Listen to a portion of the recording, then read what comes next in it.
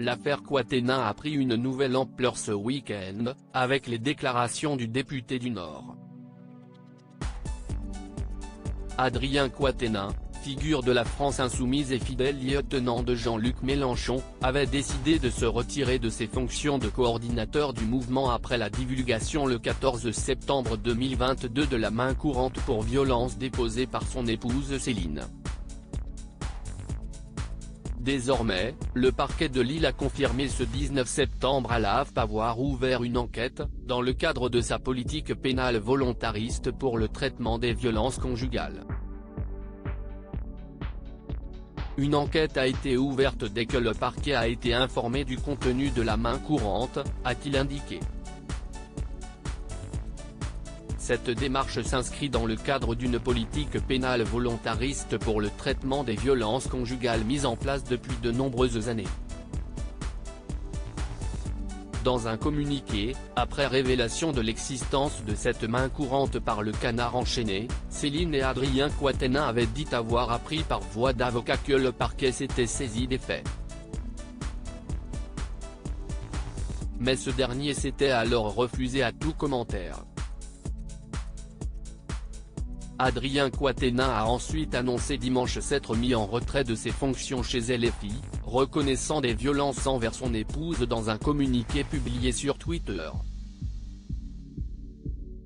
Évoquant des disputes depuis l'annonce par sa femme de sa volonté de divorcer, il a précisé notamment lui avoir saisi le poignet au cours de l'une d'elles.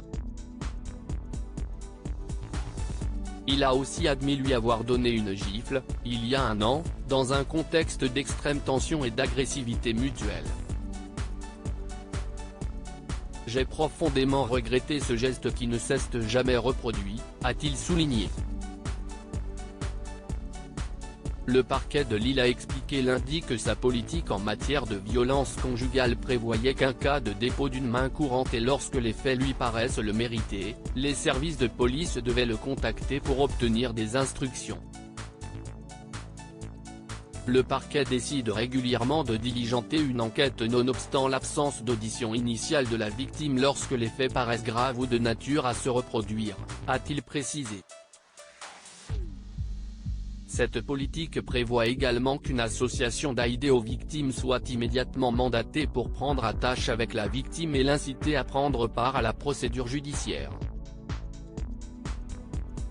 Aucune procédure en la matière n'est classée sans suite par opportunité, insiste le parquet, qui souligne que pour son bon déroulement, l'enquête dans cette affaire devait se tenir à l'écart de la scène médiatique.